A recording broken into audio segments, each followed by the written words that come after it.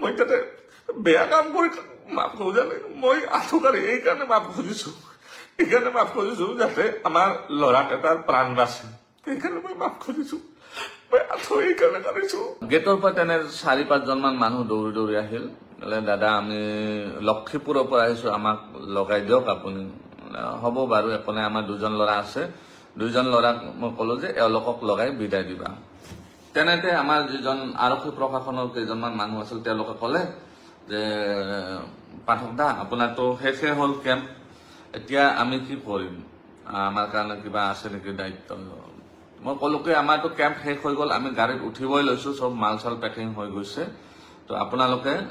যাব পাৰে আমি এই 4জন ব্যক্তিক বিদায় দি এনে আমিও গুচি যাম পুলিচৰ মানুহখিনিক যোৱালৈ তেওঁলোকে ৰখি আছিল খাপপিতে আৰু যিকেইজনৰ চুলি আছিল দিয়ক এইটো পইণ্ট নোট কৰি ল'ব চুলি থকা মানুহ তাতে ৰখি আছিলে খাপপিতে পুলিচৰ মানুহখিনি যোৱাৰ লগে লগে তেওঁলোকে বটল এটা আনিলে বটল এটা আনি আমাৰ যি 2জন মানুহ ঔষধ লগাই আছিল সেই 2জনৰ একজনক ধমকিলে ইয়াতে ঔষধ ভৰাই দিয়া এক বটল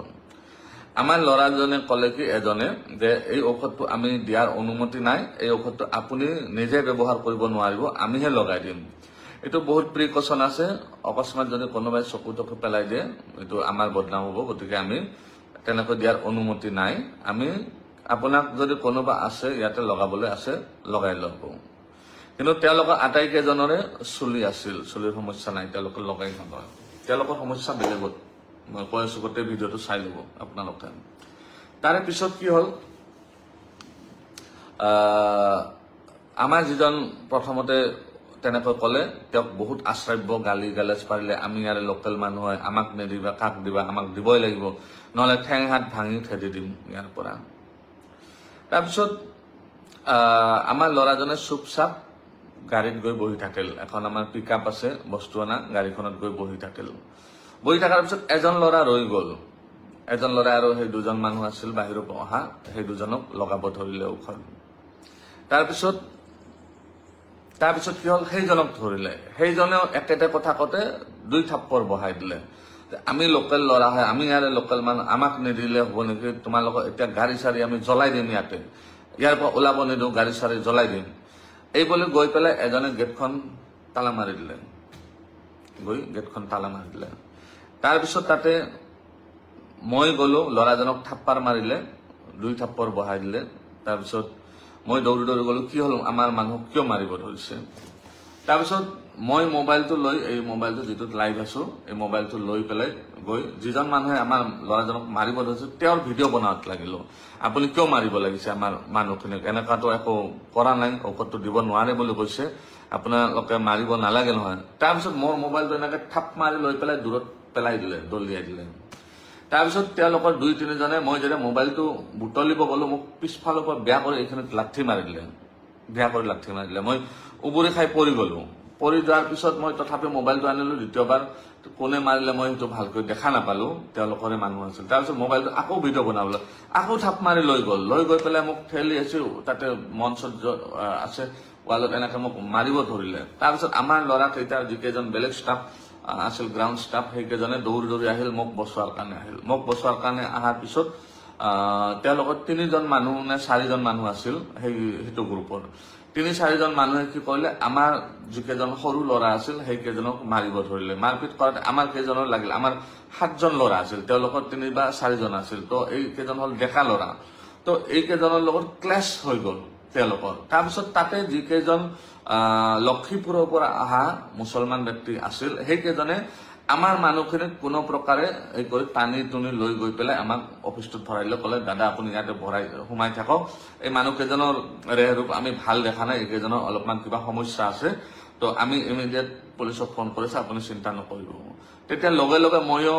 অফিসটোৰ ভিতৰত গৈ ইমিডিয়েট মই আমাৰ নলবাৰীৰ যেহেতু মই নলবাৰীৰ বাসিন্দা হয় বৰ্তমান আমাৰ বিধায়ক তথা মন্ত্ৰী মহোদয় জয়ন্ত মল্ল বৰুৱা ডাঙৰীয়াক ফোন কৰি জনালো দাদা এনেকৈ মোৰ ওপৰত এটেক হৈছে তো তেওঁ ইমিডিয়েট এছপিক ফোন কৰি ক'লে এছপি মোৰ কল ইমিডিয়েট তেওঁলোকে অচি ছাৰক পঠাইলে তেওঁলোকে আহি আমাক ক'লে কি যে আপোনালোকে ভিতৰতে থাকক আমি হেণ্ডেল কৰি আছো কেছটো কি হৈছে আমি চাই লওঁ তাৰপিছত তেওঁলোকে কি কৰিলে আৰু কোনোবা এই কৰি মানুহ মাতিলে, মানুহ মাতি পেলাই ক'লে যে আমি এটেক কৰা বুলি ক'লে।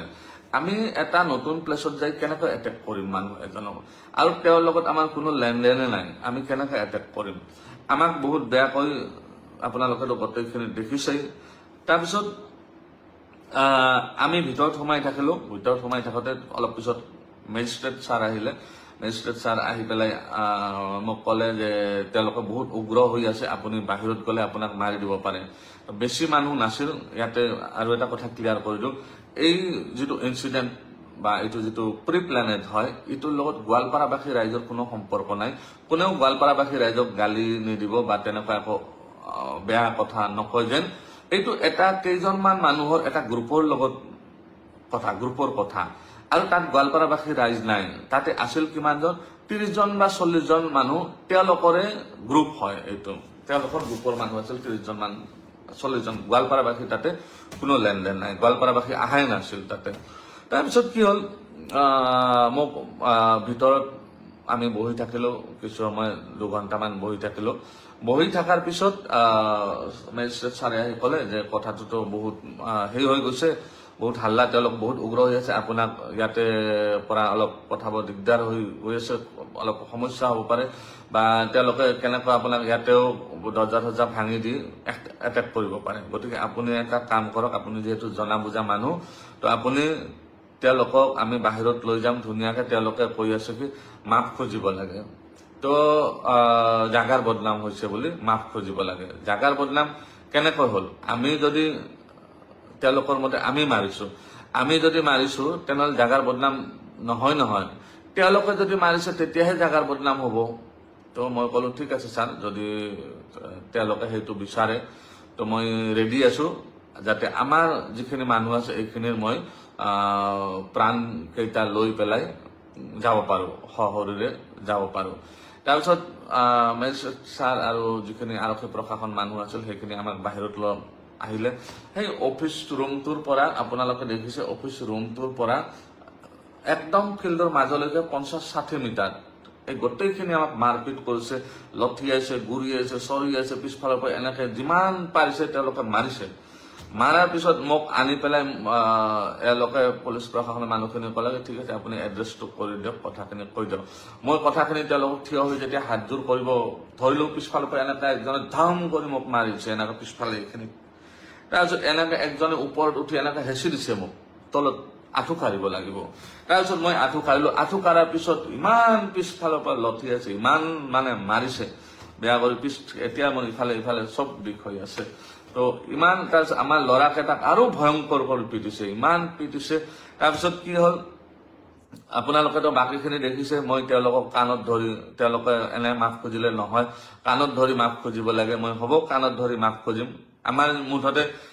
প্ৰাণকেইটা লৈ আমি যাতে যাব পাৰো, সুকলমে যাব পাৰো ইয়াৰ পৰা, যাতে আমাৰ ইয়াত কৰি আৰু বেলেগ একো অসুবিধা নহয়। ল'ৰাকেইটাৰ যাতে মই জীৱন,